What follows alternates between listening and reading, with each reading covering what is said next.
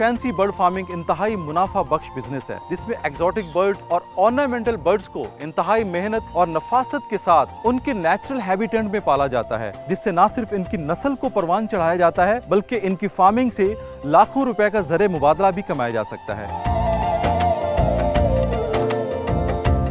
आप जौन से भी बर्ड्स रखना चाहते हैं, ग्राउंड बर्ड्स, चाहे फ्लाइंग बर्ड्स, पैरट, फिंचीज, आपको एनवायरनमेंट जितना आप अच्छा उनको देंगे, जितनी ग्रीनरी अच्छी देंगे, एयर वेंटिलेशन का ख्याल करेंगे, केजों की सफाई का आप ख्याल रखेंगे, उतना ही आपका बर्ड्स बीमारियों से बचा रहेगा और गर्मी सर्दी में उसकी बेहतर इम्यूनिटी होगी। येलो राज पिछले दिनों में, वायलेट राज, ब्लू राज, ऐसी म्यूटेशनें आ रही थी। वो पहले को आज तो से 4-5 साल पहले येलो राज की मेरा 1 करोड़ के राउंड बाउंड की बड़े जोड़े की कीमत थी। अब जितनी ज़्यादा ब्रीड हो रही है पाकिस्तान में, उस लिहाज से कम हो रहा है रेट। अभी वो 50 लाख के और राउंड बाउंड उसका रेट है।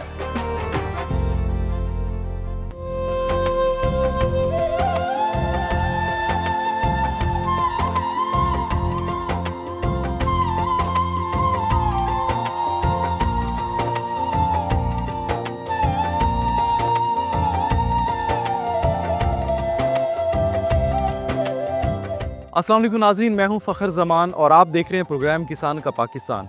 पाकिस्तान की ज़रूरी तरक्की और खुशहाली के लिए डिस्कवर पाकिस्तान का मिशन जारी है। नाज़रीन, आज का प्रोग्राम इंतहाई दिलचस्प और यूनिक है। फैंसी बर्ड फार्मिंग इंतहाई मुनाफा बख्श बिजनेस है, जिसमें एक्सोटिक बर्ड और ऑर्नामेंटल बर्ड्स को इंतहाई मेहनत और नफासत के साथ उनके नेचुरल हैबिटेट में पाला जाता है, जिससे न सिर्फ इनकी नस्ल को परवान चढ़ाया जाता है बल्कि इनकी फार्मिंग से लाखों रुपए का ज़र मुबादला भी कमाया जा सकता है। आज हम मौजूद हैं साहिवाल के आवारी फार्म पे, जहाँ पे मुख्तलिफ अक़साम के परिंदों को पाला गया है। यहाँ के फार्मर से बात करेंगे और आपको ब्रीडिंग के हवाले से भी आगाही देंगे। आप हमारे साथ रहिए, क्योंकि आपकी फलाह हमारी अवलिन तरजीह है।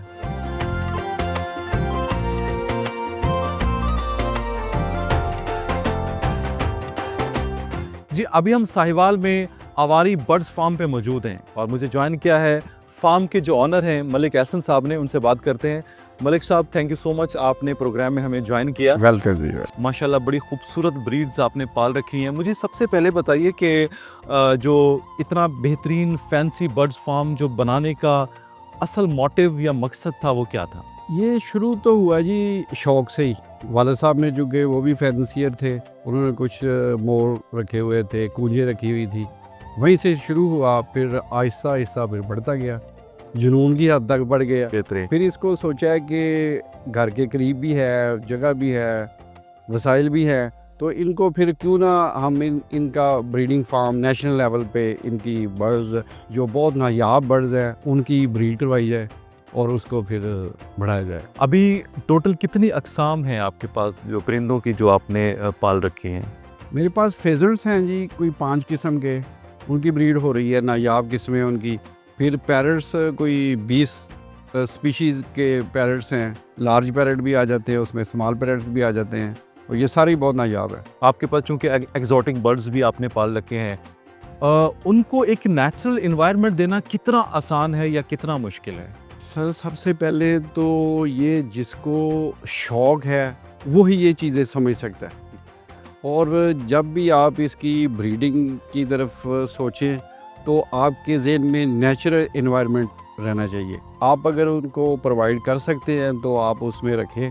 आर्टिफिशियल जो है उसको माहौल तो हम दे लेते हैं, टेम्परेचर कंट्रोल कर लेते हैं, लेकिन उसके साइड इफ़ेक्ट बहुत होते हैं। परिंदा सेंसिटिव हो जाता है। आप तो सेल कर देंगे माहौल दे के, आगे जाके वो एक्सपायर हो जाएगा। आप किस तरह से उनकी खुराक का ख्याल रखते हैं? किस तरह से आप उनकी जो है सेहत का ख्याल रखते हैं? देखें, हमें तो वैसे चूँकि शुरू से एक जुनून की हद तक लगाव था, फिर वो स्टडी करनी, नेट पे स्टडी करनी, जो हमसे सीनियर थे उनसे मतलब डिस्कस करना, तो हमें तो इतना ज़्यादा इसका नहीं महसूस हुआ। तो बाकी वो मौसम के हिसाब से आपको इतनी उनकी जजमेंट होनी चाहिए कि परिंदे किस किस्म का माहौल चाहते हैं। अगर तो आप उनको फ़ील कर सकते हैं तो ये आपकी कामयाबी है। अगर आप उसको फ़ील ही नहीं कर सकते कि परिंदा डिस्टर्ब हो रहा है या इजी है, तो फिर तो वो आप कामयाब नहीं होंगे ब्रीडिंग में।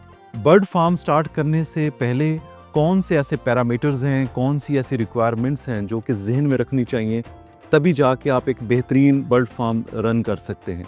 सर इसमें भी देखिए, सबसे पहले तो आपको शौक़ होना चाहिए, तो फिर ही आप करेंगे। अगर आपको शौक़ नहीं है, आप सिर्फ डेकोरेशन के तौर पे देख के कि आपको अच्छा लगा है तो आप भी रखें, तो शौक़ होना ज़रूरी है। तो बाकी मौसम के हिसाब से आप उसका फीडिंग का एक्सपीरियंस, जो आपसे सीनियर हैं उनसे मशवरे में रहें, तो जिस तरह वो टेक केयर कर रहे हैं इस तरह आप टेक केयर करें, तो वो आसानी से हो जाता है। कोई रॉकेट साइंस नहीं है ये। फ़र्द को, जो भी पालने वाला है, उसको दिलचस्पी होनी चाहिए। लोकल बर्ड्स को और इम्पोर्टेड बर्ड्स को पालना कितना मुश्किल या कितना आसान है? दोनों की देखभाल में कितना फ़र्क होता है? तो इसमें देखें, हमारा तो शौक़ ही एग्जॉटिक पैरट जो है उनका है। जो लोकल है उनको तो हम डिस्टर्ब भी नहीं करते ना, जो लोकल बर्ड्स है हमारे इस रीजन में। तो हम पहले जो भी बर्ड्स लेके आते हैं उसको पहले अपने एनवायरनमेंट में उसको टाइम के हिसाब से क्वारंटाइन करते हैं पहले।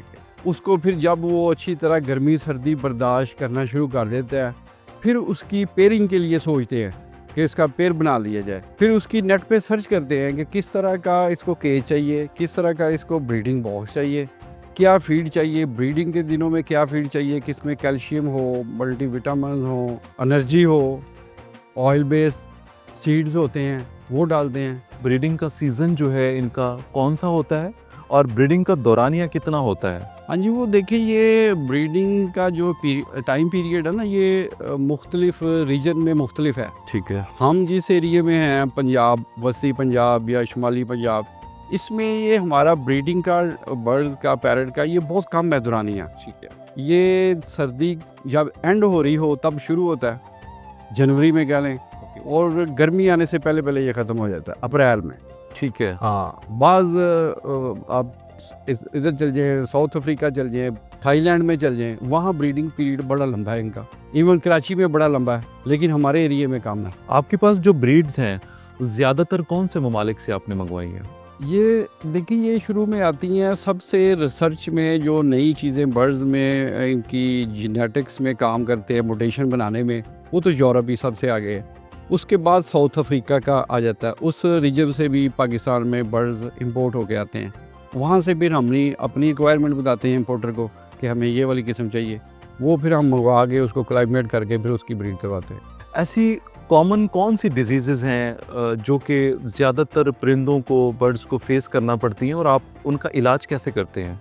इलाज तो इनका हम एक तो इनकी जो भी ख़र्चा हमने करना होता है ना, वो कम से कम मैं समझता हूँ कि आप इन पे हिफाजती ख़र्चे कर लें।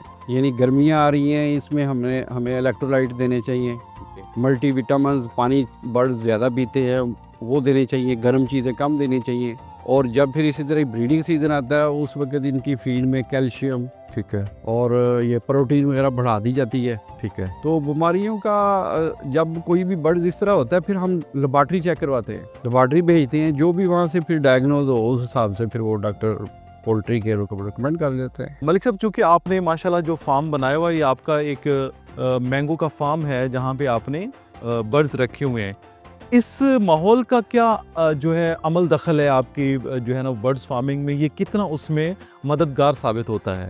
इसमें असल जो बर्ड्स लवर है ना, वो नेचर लवर भी होता है। ठीक है। तो मेरे फार्म की सारी ब्रीडिंग का जो रिज़ल्ट सक्सेसफुल होना है ना, वो इसी इन्वायरमेंट की वजह से ही है। आप जौन से भी बर्ड्स रखना चाहते हैं, ग्राउंड बर्ड्स, चाहे फ्लाइंग बर्ड्स, पैरट, फिंचीज़, आपको इन्वायरमेंट जितना आप अच्छा उनको देंगे, जितनी ग्रीनरी अच्छी देंगे, एयर वेंटिलेशन का ख्याल करेंगे, केजों की सफाई का आप ख्याल रखेंगे, उतना ही आपका बर्ड बीमारियों से बचा रहेगा और गर्मी सर्दी में उसकी बेहतर इम्यूनिटी होगी। मलिक साहब, मुझे बताइए कि केज किस तरह का होना चाहिए, क्योंकि अक्सर लोगों ने आयरन के केज भी बनाए होते हैं और कुछ ने वुडन केज बनाए होते हैं, आप क्या सजेस्ट करते हैं? सर, उसमें देखें, एक तो बर्ड्स पे डिपेंड करता है, दूसरा वो चाहे वुडन का हो चाहे आयरन का हो, वो इतनी मतलब उस पर अहमियत नहीं रखता।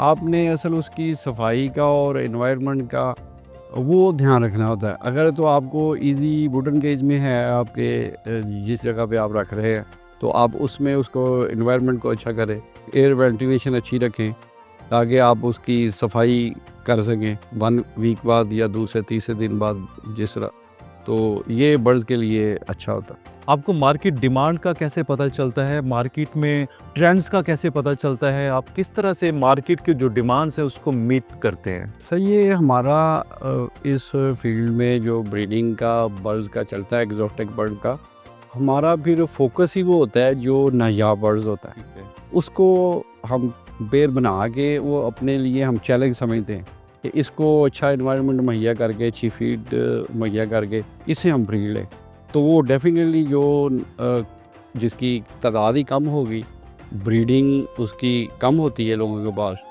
तो वो हम अगर उसमें कामयाब हो जाते हैं तो वो फिर टिकटों के हिसाब से बिकता है। सबसे महंगी ब्रीड आपके पास कौन सी है? सर मेरे पास अफ्रीकन ग्रे पैरट हैं, ठीक है, अलेक्टस पैरट ब्रीड कर रहे हैं, फिर रिंग नेक में मुख्तलिफ इसकी लेटेस्ट मोटेशनें हैं वो ब्रीड कर रही हैं। मलिक साहब, मार्केट वैल्यू के एतबार से सबसे जो महंगी ब्रीड आपके पास है वो कौन सी है? इसमें डिपेंड करता है कि जिस तरह फॉर एग्जांपल आजकल प्राइसेस कम हुई हैं, तो ये लाजमी नहीं है कि 2026 में भी प्राइसेस कम हो, तो ये 3 से 4 लाख का पेयर वो हमारे पास हैं। उनके नंबर ऑफ पेरेंट्स ही बढ़ा रहे हैं हम। क्या नाम है ब्रीड का, नाम क्या है? अलेक्टस पैरट आ जाते हैं, उसमें मीडियम साइज़ के पैरट आ जाते हैं, फिर ये अफ्रीकन ग्रे आ जाते हैं, फिर रिंग नेक की नई मोटेशनें आ जाती हैं इसमें, रिंग नेक पैरट की।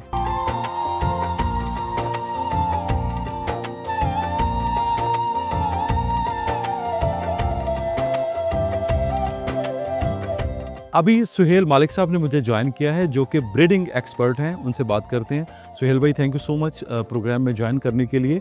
सुहेल भाई, सबसे बेहतरीन टाइम क्या होता है बर्ड्स की ब्रीडिंग के लिए? वो मुख्तलिफ टाइम होता है, बड़े पैरट का और होता है, छोटे पैरट का और होता है।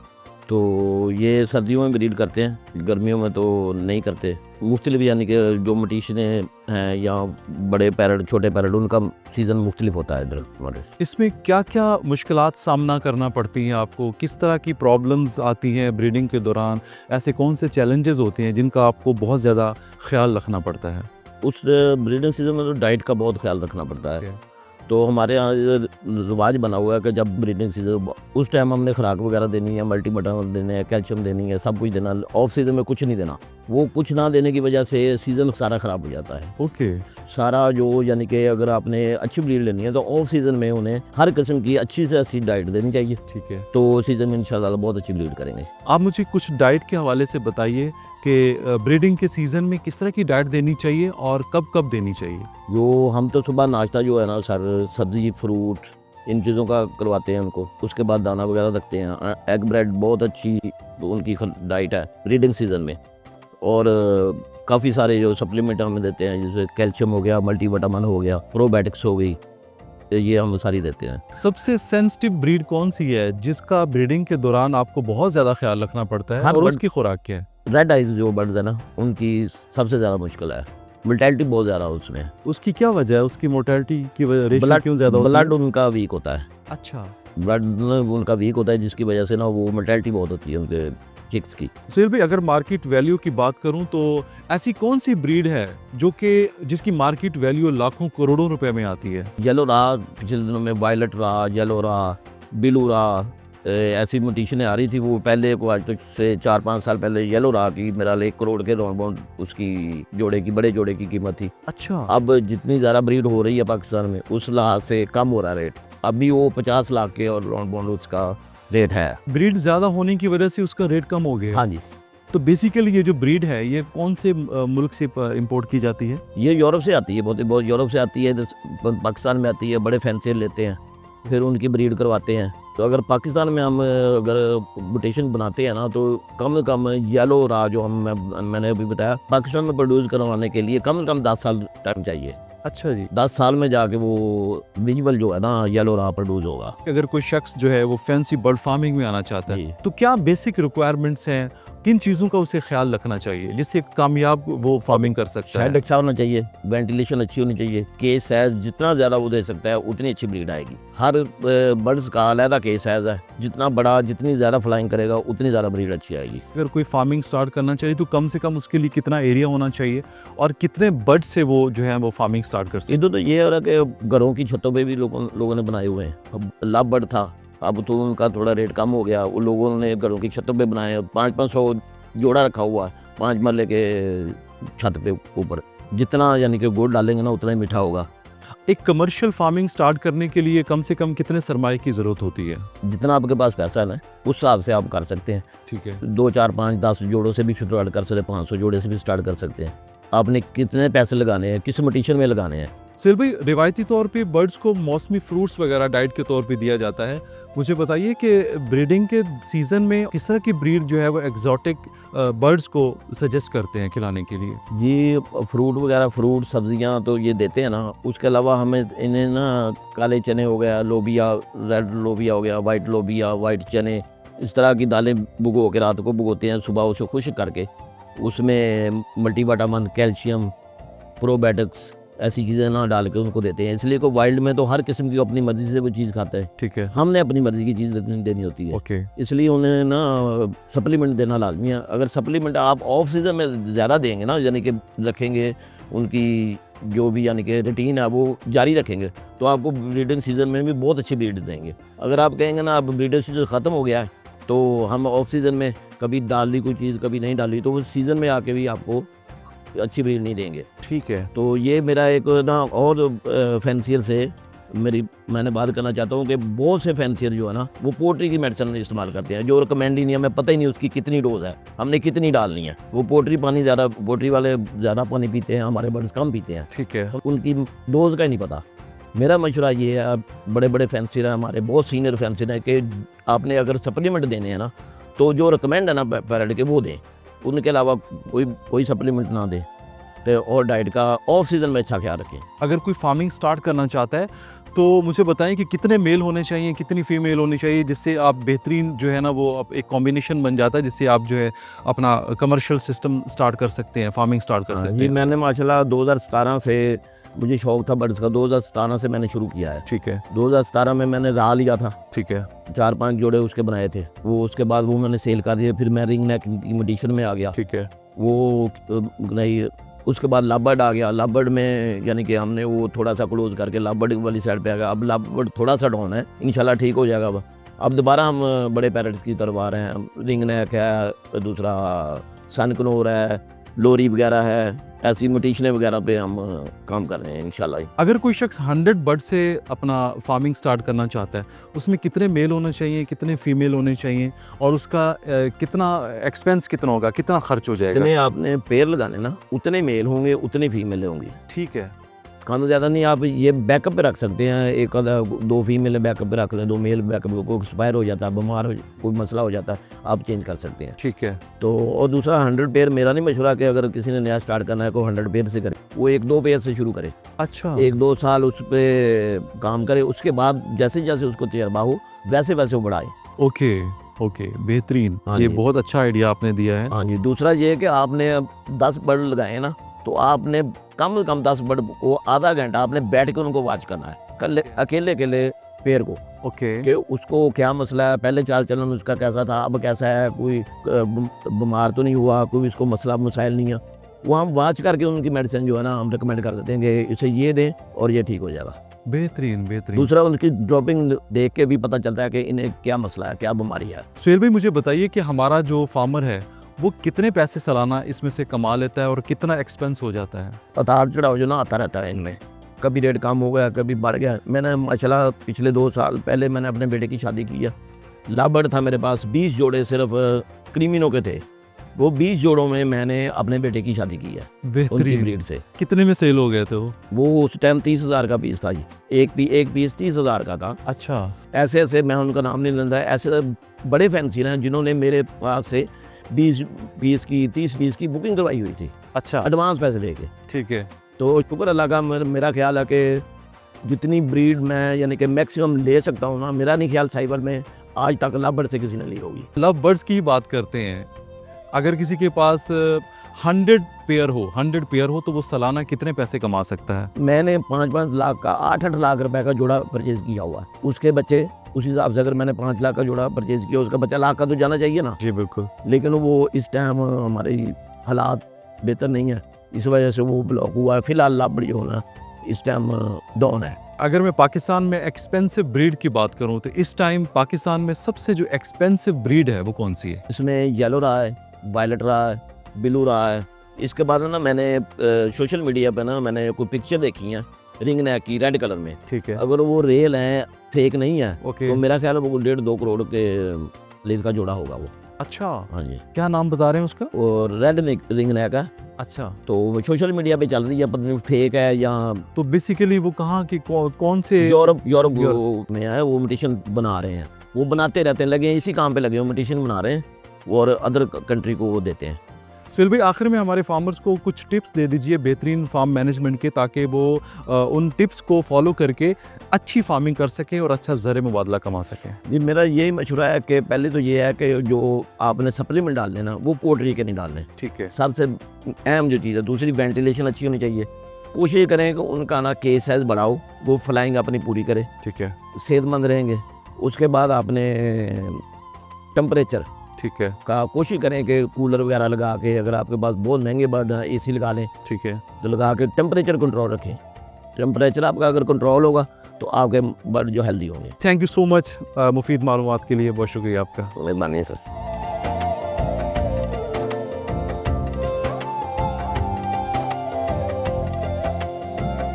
नाज़रीन, ये था आज का किसान का पाकिस्तान, जिसमें आपको फैंसी बर्ड फार्मिंग के हवाले से मुकम्मल आगाही दी गई। अब ज़रूरत इस बात की है कि हमारा किसान रिवायती काश्तकारी के साथ साथ अगर फैंसी बर्ड फार्मिंग के बिजनेस में आता है तो वो ना सिर्फ अपने लिए बल्कि पाकिस्तान के लिए भी बेहतरीन ज़र मुबादला कमा सकता है। उम्मीद करता हूँ कि आज का प्रोग्राम आपको बेहद पसंद आया होगा। अपने फीडबैक का ज़रूर इजहार कीजिएगा, क्योंकि आपका फीडबैक ज़रूरी तरक्की में अहम किरदार अदा करता है। मुझे और मेरी टीम को दीजिए इजाज़त। आप देखते रहिए प्रोग्राम किसान का पाकिस्तान फ़खर ज़मान के साथ, ओनली ऑन डिस्कवर पाकिस्तान।